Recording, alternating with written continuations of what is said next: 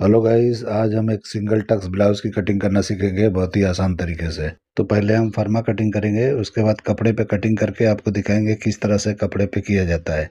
क्योंकि जो आप कपड़ा देख रहे हो ये नेट पे वर्क वाला है, तो इसकी कटिंग और स्टिचिंग किस तरह की जाती है वो आज हम सीखेंगे इस वीडियो में। बहुत ही आसान तरीका बताऊंगा और फिनिशिंग के साथ बनेगा, यानी कि जैसा आप देख रहे हो ये नेट पे वर्क वाला कपड़ा है, यानी रेडी जो आता है। तो इसकी कटिंग और स्टिचिंग के लिए बहुत लोग को दिक्कत होता है, और प्रिंट वगैरह भी जो इसमें वर्क किया होता है वो डिज़ाइन अलग होता है। तो उसको किस तरह से सेट करके बनाया जाता है वो आज हम इस वीडियो में आपको बताएंगे। तो पूरा वीडियो देखते रहिए, इसमें मैं बहुत कुछ बताने वाला हूँ। तो हो सकता है ये दो पार्ट में करूँगा, क्योंकि कटिंग स्टिचिंग का वीडियो एक साथ करेंगे तो बहुत लंबा होता है। तो चलिए वीडियो शुरू करते हैं। तो सबसे पहले हम फार्मा कटिंग करेंगे, तो एक पेपर ले लेंगे, सीधा मार्किंग करेंगे। ये हमारे शोल्डर का मार्किंग है, इसी मार्किंग से लेंथ और डार्ट पॉइंट का लेंथ पहले लेना है। तो देखिए किस तरह से मैं ले रहा हूँ, जो भी मेजरमेंट लिखा है मैंने उसके हिसाब से मैं ले रहा हूँ। तो 14 पे मैंने निशान लगाया लेंथ का, और 10 इंच पे लगाया मैंने डार्ट पॉइंट का निशान। तो जितना मेजरमेंट में है उतने पे ही लगाना है, कुछ भी कम ज़्यादा नहीं करना है आपको, क्योंकि हम फिक्स फार्मा कटिंग करेंगे। और कपड़े पे किस तरह से जाके किस तरह से रख के कटिंग किया जाता है वो भी हम इस वीडियो में बताने वाले हैं। तो देखिए दोनों निशानों को मैंने इस तरह से थोड़ा लंबा कर लिया। अभी शोल्डर नापेंगे, तो शोल्डर जितना भी है उसका हाफ करके निशान लगाना है। इस तरह से हाफ करके लगाना है, उसके बाद 1 इंच शोल्डर को डाउन कर देना है, जैसे मैं कर रहा हूँ। उसके बाद नेक की ब्रॉडिंग का निशान लगाएंगे, तो 2.75 इंच पे लगाना है, जैसे मैं लगा रहा हूँ। इस तरह से लगा के और दोनों निशानों को मैच करके शोल्डर का स्लोप आपको दे देना है। तो देखिए मैं किस तरह कर रहा हूँ, इस तरह से सेम टू सेम करते जाएंगे, कोई भी डिजाइन हो आप कटिंग कर पाओगे। तो देखिए आज मैं प्रिंसेस कट करके उसके बाद मैं सिंगल टक्स में कन्वर्ट करके आपको दिखाता हूँ। उसके बाद मैं कपड़े पे भी कटिंग करके आपको दिखाऊंगा कि कपड़े पे जाएंगे तो किस तरह करना है। तो देखिए शोल्डर का स्लोप होने के बाद में मैंने आर्मोल का लेंथ उतारा 7 इंच पे। तो 7 इंच पे उतारा मैंने, और कम ज़्यादा होगा तो हम कर लेंगे, लेकिन यहीं पे हमारा अपर चेस्ट आएगा। अभी देखिए अपर चेस्ट जितना भी है उसको 4 से डिवाइड करना है, और जितना होता है उतने पे निशान लगा लेना है। तो देखिए मैं निशान लगा लिया, और उसके बाद हाफ इंच बढ़ा के निशान लगा लिया। तो ये दो निशान होने के बाद में अभी शोल्डर को माइनस करेंगे। तो स्लीव वाला होता है तो 1.5 इंच माइनस करना है, लेकिन मैं इस डिजाइन के लिए देखो 2 इंच माइनस किया मैंने फ्रंट का, क्योंकि हम स्लीवलेस स्टाइल का कटिंग करेंगे। और जो आप देख रहे हो स्लीव किस तरह से लगा हुआ है 1.5 से 2 इंच का, उसकी किस तरह से कटिंग करेंगे, यानी जो इमेज देख रहे हो उसकी कटिंग किस तरह करेंगे, आप पूरा वीडियो देखिए, मैं इसमें बताने वाला हूँ। तो अच्छी तरह से ध्यान से देखना, किस तरह से मैं कटिंग कर रहा हूँ उस तरह से आपको करना है। तो देखिए इस तरह से मैंने 2 इंच माइनस किया। अभी यहीं पे 4 इंच नीचे एक निशान लगा लेंगे। तो देखिए मैं लगा रहा हूँ, यहीं से हमारा प्रिंसेस कट का शेप आएगा। अभी डॉट पॉइंट का सेंटर निकालेंगे, तो जो भी आपका फुल बस्ट है उसको 10 से डिवाइड करके जितना होता है उतने पे निशान लगा लेना है। तो देखिए मैं 3.25 इंच पे निशान लगा रहा हूँ। थोड़ा ज़्यादा ही होता है, लेकिन मैं थोड़ा कम पे ही लगाता हूँ हमेशा। तो देखिए 3.25 इंच पे लगा रहा हूँ। तो इस तरह 3.25 इंच पे लगाया, और यहाँ पे आके 0.25 इंच माइनस, यानी 3-4 इंच माइनस करके एक निशान लगा लेना है। इसका अपर चेस्ट और चेस्ट दोनों बराबर है। इसमें कितना डार्ट निकलेगा, किस तरह से कटिंग होगा, आप ध्यान से देखो। और सिंगल टक्स में किस तरह से कन्वर्ट किया जाएगा वो मैं बताने वाला हूँ। और इस तरह से मैं शेप लगा दिया प्रिंसेस कट का, यानी कि सारे निशानों को मिला के इस तरह से शेप दे दिया जैसे हम हमेशा देते हैं। तो इस तरह देने से प्रिंसेस कट का शेप हो गया। अभी आर्मोल पे डार्ट निकालेंगे, तो 0.25 इंच का डार्ट निकालना है, यानी 3-4 इंच का। इस तरह से डार्ट निकालने के बाद में अभी डार्ट के लेंथ को बराबर कर लेना है। तो जो सेंटर वाला पार्ट है उतना ही हमारे साइड वाले पैनल का होना चाहिए, ताकि हम ज्वाइन करें तो कुछ भी छोटा बड़ा ना हो। उसके बाद इस तरह से आर्मोल को चेक करेंगे कि कितना इंच आ रहा है। तो ये स्लीवलेस है तो थोड़ा बड़ा होना चाहिए, लेकिन ये काफ़ी अगर बड़ा होगा तो थोड़ा ऊपर निशान लगा लेंगे। तो देखिए थोड़ा बड़ा है ये। तो इस तरह से आपको बड़ा कभी भी हो तो ऊपर निशान लगा के, और उसके बाद में शेप लगा के छोटा कर सकते हो। और कभी भी छोटा हो तो नीचे निशान लगा के उसको बड़ा कर सकते हो। तो कभी भी आपने बॉडी का मेजरमेंट जो लिया है उसके हिसाब से कटिंग करना है। अंदाजे से कटिंग कुछ भी नहीं करना है। अंदाजे से कटिंग हो जाता है, लेकिन आप सीख रहे हो तो अंदाजे का इस्तेमाल मत करो, और जिस तरह से मेजरमेंट लेते हो उसका इस्तेमाल करके कटिंग करना सीखो। क्योंकि बहुत लोग आइडिया आइडिया से ही बताते हैं, और आइडिया आइडिया से ही आप लोग करते हो। क्योंकि सब चीज़ आइडिया से है और फार्मूले से नहीं होता है। यानी कि 8वां भाग, 10वां भाग, ये 12वां भाग, ये इससे आप लोग कुछ सीख नहीं पाओगे। ये भाग लगाने से सब में फिट नहीं बैठता है। यानी कि जब आप बॉडी का मेजरमेंट लेते हो उसके हिसाब से आपको फॉलो करके करना चाहिए। क्योंकि वही सही तरीका है। अभी मैं डार्ट निकालने का तरीका बता रहा हूँ। तो पहले मैंने वेस्ट का निशान लगाया, यानी कि जितना था, उसके बाद 1 इंच डार्ट के लिए लगा के और अपर चेस्ट वाली लाइन से ये लाइन को मिला के और बीच में एक सेंटर में निशान लगाया। उसके बाद जितना ये हिस्सा बचा ये बैक के लिए है। उसके बाद इस तरह से आप नापोगे, यानी मेजर टेप को उल्टा करके, तो जो भी आपका फुल बस्ट है उसका हाफ करके यहाँ निशान लगा लेना है। अगर लूजिंग देना है तो यहाँ पे थोड़ा बढ़ा के लगा सकते हो। अगर लूजिंग नहीं देना है आपको तो जितना होता है उतने पे लगा लो। तो यहाँ पे आपके ऊपर है कि कितना लूजिंग देना है कि नहीं देना है। तो उस हिसाब से आपको यहाँ पे बढ़ा के लगाना है तो लगा सकते हो। तो देखिए मैंने इस तरह से निशान लगा लिया और साइड मैंने बंद कर दिया, यानी दोनों निशानों को मिला के मैंने साइड का निशान लगा लिया। अभी जितना भी सेंटर में ये है, यानी जो भी सेंटर का पार्ट है उतना उधर माइनस करके, और जो भी आपका वेस्ट है उसको 4 से डिवाइड करके निशान लगा लेना है। तो देखिए कहाँ पे निशान आ रहा है, यहाँ पे निशान लगा लेना है। उसके बाद सेंटर में जितना ये बचता है उतना आपका डार्ट निकल जाता है। तो इस तरह से डार्ट निकल जाता है। अपर चेस्ट कम हो ज़्यादा हो, यानी कि दोनों में डिफरेंस हो ना हो, यानी अपर चेस्ट ज़्यादा हो चेस्ट कम हो, तो भी इसी तरह से आपको मेजर करना है और डार्ट लगाना है। और कभी भी कम डार्ट निकले तो कम से कम 2.5 इंच का डार्ट लगाना है, क्योंकि उससे कम अगर लगाओगे आप तो कप्स वगैरह नहीं बैठेगा और अच्छी तरह से ब्लाउज में वो लुक नहीं आएगा। फिटिंग तो आ जाएगा लेकिन लुक नहीं आएगा। तो इसीलिए आपको कम से कम 2.5 इंच का डार्ट लगाना ही चाहिए। इस तरह से देखिए मैं निशान लगाया और यहाँ पे शेप लगा लिया प्रिंसेस कट का, और डार्ट के लेंथ को मैंने बराबर कर लिया। इस तरह से आपको कर लेना है। उसके बाद यहाँ पे 1.25 इंच या 1.5 इंच के करीब आपको उठा देना है। तो कम से कम 1.25 इंच उठाना है, इसलिए कि अपर चेस्ट और चेस्ट में ज़्यादा फर्क नहीं है। तो यहाँ पे कम भी उठाओगे तो चल जाएगा। तो इस तरह से आपको 1.25 इंच मैंने लगाया है, तो आप 1.25 इंच भी कर सकते हो। इस तरह से लगाने के बाद में हम यहाँ पे वेस्ट का लाइन बंद कर देंगे। उसके बाद यहाँ पे शोल्डर का सीम आपको डिसाइड करना है कितना रखना है। तो देखो मैं जितना रख रहा हूँ उतना भी रख सकते हो, कम भी रख सकते हो, आधा इंच से लेके और जितना चाहिए उतना रख सकते हो। लेकिन जो भी माइनस करना है इधर नेक की तरफ से ही करना है, उधर से शोल्डर की तरफ से बिल्कुल नहीं करना है, आर्मोल की तरफ से, क्योंकि जो हमने माइनस किया है वो माइनस हो गया है जितना होना है। उसके बाद नेक का डीप नापेंगे, तो जो भी नेक का डीप आपने लिया है उसके हिसाब से इस तरह से निशान लगा लेना है। उसके बाद जो भी आपने नेक का मतलब डिसाइड किया कि कौन सा नेक रखना है, उस तरह का आप नेक रख सकते हो। तो मैं इमेज के हिसाब से कर रहा हूँ, इसमें कुछ चेंजिंग भी करना हो तो कर सकते हो। आपको कोई भी नेक करना है आप यहाँ पे कर सकते हो, कोई दिक्कत नहीं है। तो देखिए मैंने निशान लगा दिया। अभी स्लीवलेस का निशान तो लग गया, लेकिन ये डाउन शोल्डर आप देख रहे हो उसको किस तरह से करेंगे मैं अब बताने जा रहा हूँ। तो ध्यान से देखो, मैंने एक पेपर ले लिया है और इस तरह से जो भी लेंथ आपको रखना है, यानी कि उसका लेंथ, यानी जो झुकाना है उस तरफ डाउन करना है, उतना लेंथ ले लेना है। तो देखिए मैं 2.5 इंच पे लगा रहा हूँ। तो 2 से 2.5 इंच पे आप लगा सकते हो, 1.5 इंच भी लगा सकते हो, यानी जितना डाउन करना चाहते हो उतना यहाँ पे निशान लगा लेना है। तो मैं 2.25 इंच के करीब लगाया हूँ और इस तरह से मैं एक शेप दे दिया हल्का सा नीचे राउंड करके, और ये 3.5 इंच के करीब होना चाहिए। और उसके बाद इस तरह से शेप दे देना है।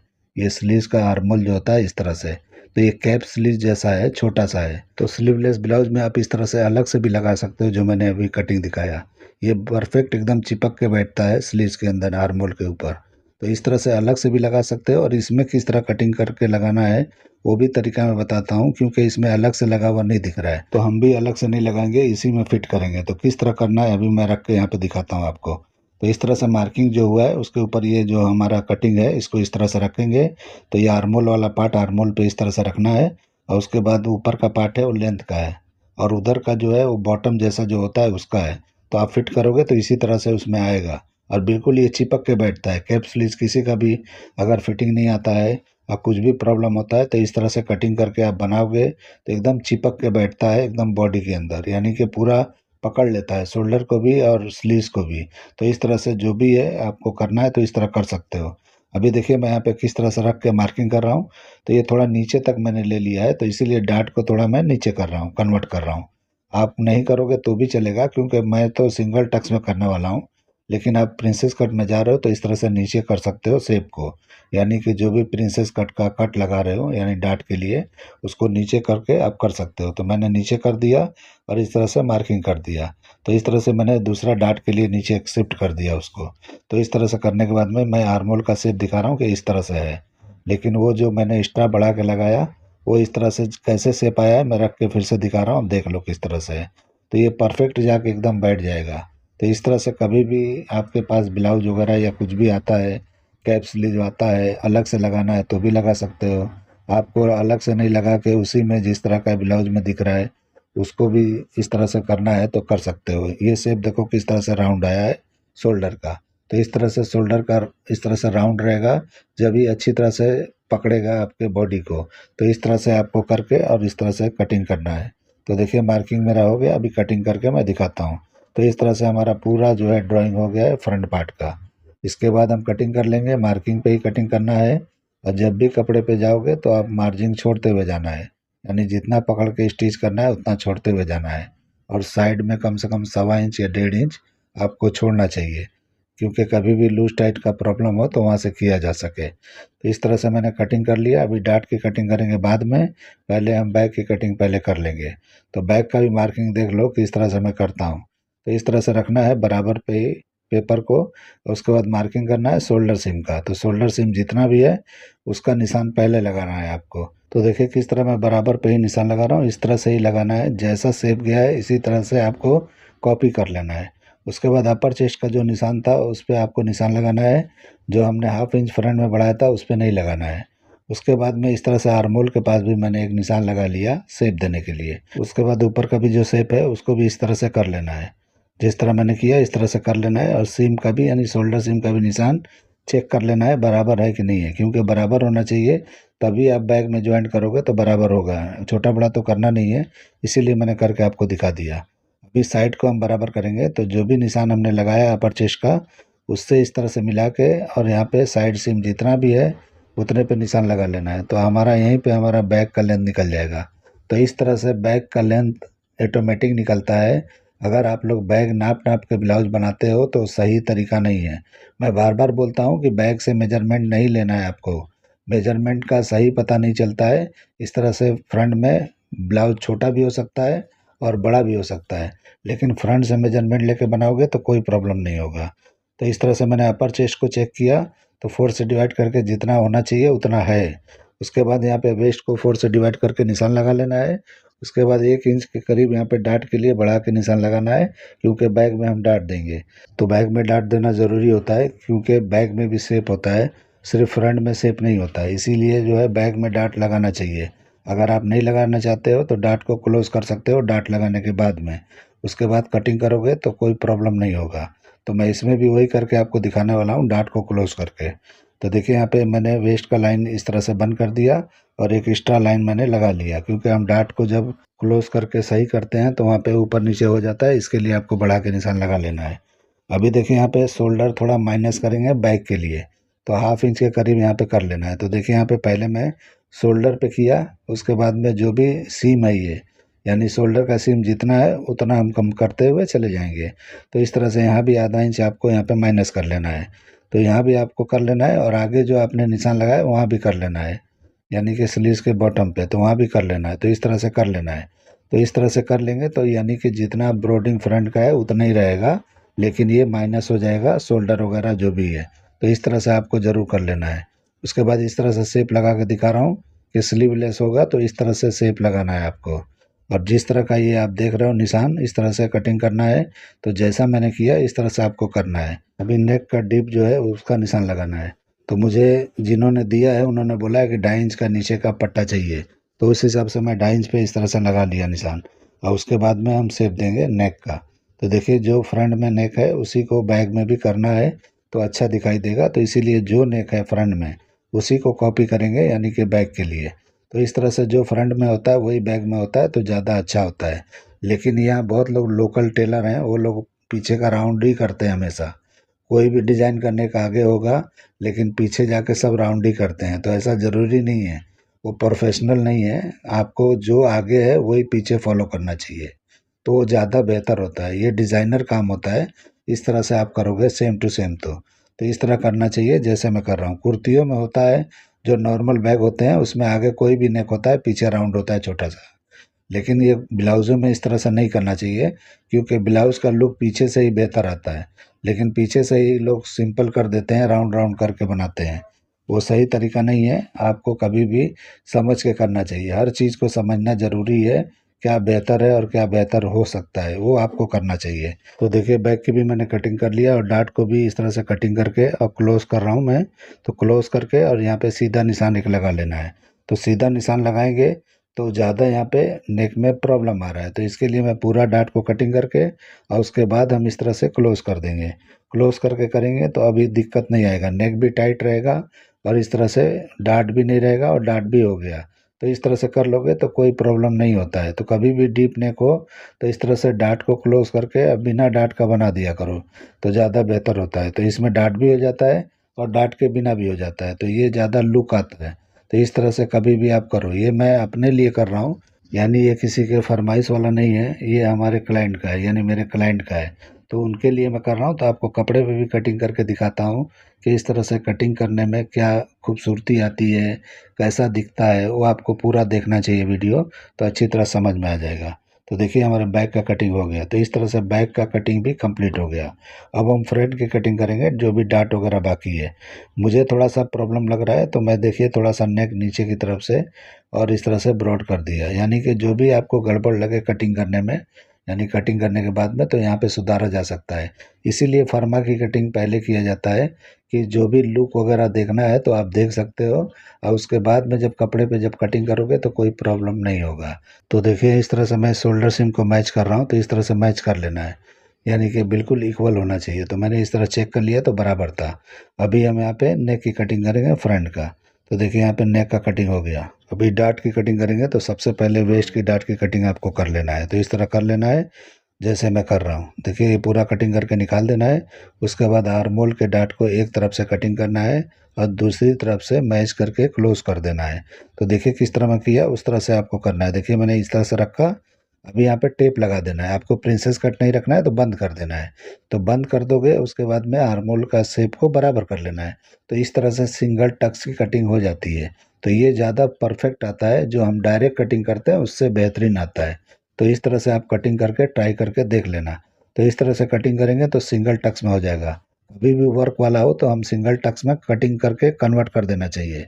इस तरह से कर देने से ज़्यादा जॉइंट नहीं दिखाई देता है, यानी कि जो भी वर्क वाले काम होते हैं तो उसमें सिंगल टक्स ही रखना चाहिए, तो ज़्यादा बेहतर होता है। बहुत सारे डिज़ाइन वाले कटिंग करोगे तो वर्क वाले में प्रॉब्लम होता है, जगह जगह जॉइंट लगाओ तो जॉइंट में भी दिक्कत होता है, यानी हैंडवर्क का काम होता है उसमें प्रॉब्लम होता है। आप प्लेन वगैरह बना रहे हो या कम वर्क है तो उसमें चल जाता है। तो देखिए मैं इस तरह से कटिंग करके कंप्लीट कर लिया। अभी मैं इसका फ्यूजिंग कटिंग कर रहा हूँ। तो देखिए ब्लैक फ्यूजिंग कटिंग कर रहा हूँ मैं, क्योंकि डार्क हमारा है जो कपड़ा है ग्रे कलर का है, तो डार्क ग्रे है, तो इसके लिए मैं ब्लैक यूज़ कर रहा हूँ, वाइट का यूज़ नहीं कर रहा हूँ। वाइट भी कर सकते हो, कोई दिक्कत नहीं है, लेकिन मेरे पास ब्लैक है वाइट है दोनों है, तो मैं यूज़ करता हूँ कलर के हिसाब से। जो डार्क कलर होते हैं तो उसमें ब्लैक यूज़ करता हूँ, अगर लाइट कलर होते हैं तो उसमें वाइट यूज़ करता हूँ। तो इस तरह से मैं मार्किंग करके दिखा दिया, लेकिन मार्किंग की ज़रूरत नहीं है, आपको डायरेक्ट कटिंग कर लेना है दूर दूर से। तो इस तरह से दूर दूर से कटिंग करने के बाद में इसको फ्यूजिंग कर देना है मेन कपड़े पे। तो मेन कपड़ा आपका पतला है, नेट है, तो आपको जो मेन लाइनिंग डालने वाले हैं उस पे फ्यूजिंग करना है। तो इस तरह से फ्यूजिंग करने के बाद किया जाता है। तो देखिए मैंने एक कटिंग किया यहाँ पे, क्योंकि दूसरा मुझे यहाँ पे निकालना है, तो जोड़ी जोड़ी निकालना है और कम में निकालना है। तो इस तरह से आपको सिंगल सिंगल कटिंग करके आपको बिठा के इस तरह से कटिंग करके निकालना है। तो ये आड़ा हो खड़ा हो क्रॉस हो इसमें कोई प्रॉब्लम नहीं होता है। आपका फैब्रिक जो है वो सही होना चाहिए, यानी कि जहाँ स्ट्रेट चाहिए वहाँ स्ट्रेट होना चाहिए, जहाँ आड़ा चाहिए वहाँ आड़ा होना चाहिए, और जहाँ पे क्रॉस चाहिए वहाँ क्रॉस होना चाहिए। तो मेन फैब्रिक ही देखा जाता है, ये फ्यूजिंग तो चल जाता है, आप क्रॉस लगा दो या कैसे भी लगा दो कोई प्रॉब्लम नहीं है। तो देखिए यहाँ पे किस तरह से मैं कपड़े पे जमा रहा हूँ। ये हमारे नेट का जो वर्क है उसके नीचे ये जस्ट आएगा। तो ये प्योर क्रेप कपड़ा है, इसी का साड़ी भी बनाने वाला हूँ मैं, यानी कि स्कर्ट। तो स्कर्ट का भी कटिंग मैं दिखाऊंगा, स्कर्ट का कटिंग करके मैं स्टिचिंग करके वो भी आपको दिखा दूंगा। उसके बाद में साड़ी में इसको कन्वर्ट कर दूंगा मैं, तो साड़ी में चला जाएगा ये, तो स्कर्ट को ही साड़ी में कन्वर्ट कर दूंगा, यानी ड्रेपिंग वगैरह लगा के। तो इस तरह से जो भी डिज़ाइन होता है तो उस तरह से हम इसको कन्वर्ट कर करके बनाते हैं। ऐसा नहीं है कि सबके लिए अलग अलग कुछ फार्मूला नहीं होता है, कुछ तरीका नहीं होता है। एक ही चीज़ को इधर उधर कन्वर्ट करके बनाया जा सकता है। जैसे आप लोग खाना बनाते होंगे, आप लोग लेडीज़ लोग को मैं बोल रहा हूँ कि आप लोग जो ही मसाले का इस्तेमाल करते हो और अलग अलग रेसिपी बनाते हो, एक ही यानी कि जो भी आपके घर में मसाले होते हैं उसी का यूज़ करके अलग अलग जिस तरह रेसिपी बनाया जाता है, इसी तरह से इसको भी एक ही फार्मूले से अलग अलग कटिंग हो जाता है। तो ये सब समझने और सीखने वाली बात है। बहुत लोग लेडीज़ लोग को खाना बनाने का शौक़ होता है, अब बहुत लोग को बनाने का शौक़ ही नहीं होता है। लेकिन सब लेडीज़ एक जैसी नहीं होती, उसी तरह से सब टेलर मास्टर एक जैसे नहीं होते हैं। तो सबका अलग अलग दिमाग होता है, अलग अलग शौक़ होता है, तो ये शौक़ से होता है। जो भी आप सीखते हो उसमें पूरा ध्यान लगाओगे, अच्छी तरह से ध्यान दे के सीखोगे तो कुछ भी नामुमकिन नहीं है और ना मुश्किल है, तो आप कर सकते हो आसानी से। बस फार्मूले आपके समझ में आना चाहिए, जो फार्मूले मैं आप लोग को सिखा रहा हूँ इस तरह से करोगे तो बिल्कुल ईज़ी है। टेलरिंग का काम इतना मुश्किल नहीं है, जो लोगों को लगता है कि बहुत मुश्किल है, मुझे ऐसा नहीं लगता है। जिस तरह से खाना पकाना बिल्कुल ईज़ी होता है, इसी तरह से ये भी बहुत ईज़ी होता है। तो खाना बनाने में जो माहिर है, जो समझदार है, जो जानता है किस तरह बनाना है, उसके लिए बिल्कुल ईज़ी होता है और जिसको नहीं बनाना है उसके लिए बहुत मुश्किल होता है। तो यही चीज़ इसमें भी है, ये टेलरिंग में भी है।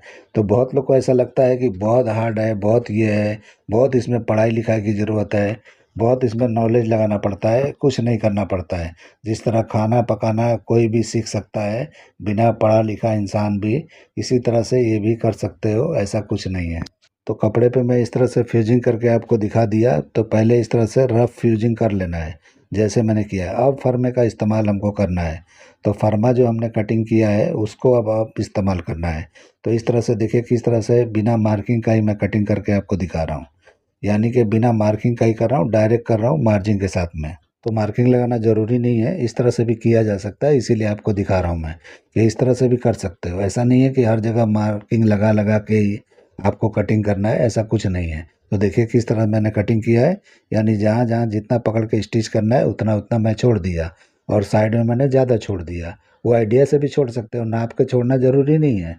ऐसा जो भी आपको लगता है कि इतना छोड़ देना चाहिए उतना छोड़ दो। उसके बाद में एक पल्ले को मैंने कटिंग किया ताकि दूसरा पल्ला हम उसी को रख के इस तरह से कटिंग करेंगे। तो कभी भी इस तरह करोगे तो कुछ भी छोटा बड़ा नहीं होगा। दो एक साथ करते हो तो कोई पार्ट सरक जाएगा या मोटा होने की वजह से बराबर कटिंग नहीं होगा।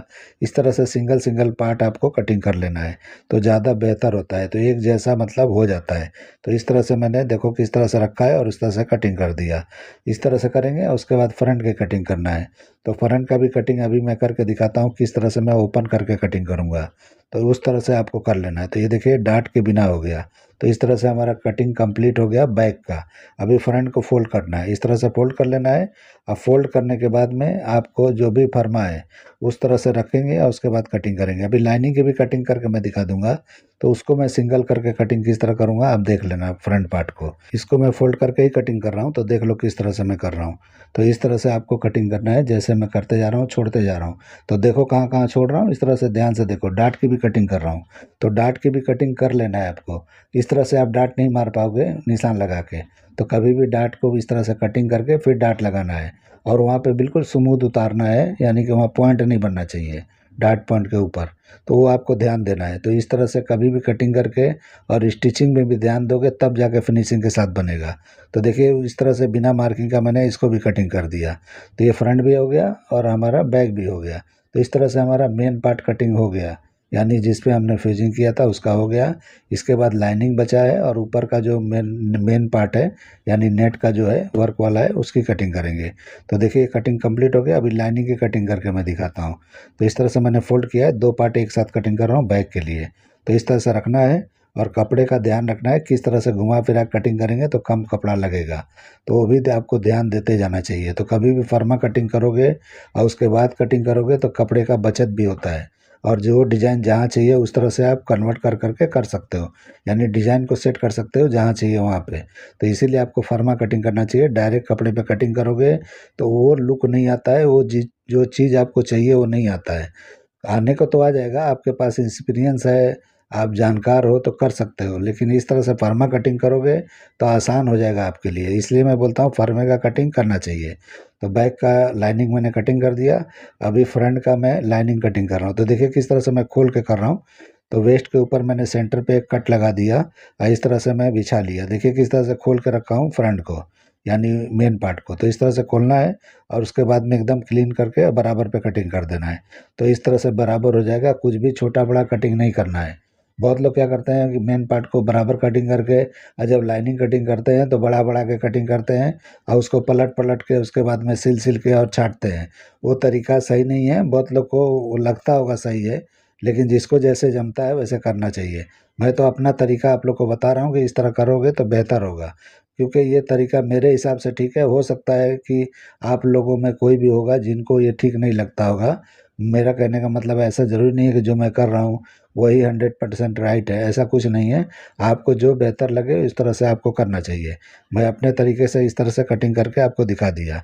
अभी कटिंग होने के बाद में जो लाइनिंग है उस पे हम फ्यूजिंग जमाएंगे, क्योंकि फ्यूजिंग जमाएंगे तो पल्टी करने में, यानी जो भी हम गला वगैरह पल्टी करेंगे तो टाइट होगा। इसके लिए देखिए मैं पेपर कैनवास का इस्तेमाल कर रहा हूँ और जो फ्यूजिंग वाला पार्ट है उसको रख के कटिंग करना है, लाइनिंग वाले पार्ट को रख के कटिंग नहीं करना है।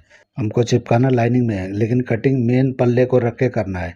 मेन पल्ले को रख के कटिंग करोगे तो ये बड़ा नहीं होगा, यानी फ्यूजिंग पार्ट जो कटिंग कर रहे हो, और उसके बाद उस पर चिपकाओगे तो नेक फलकेगा नहीं।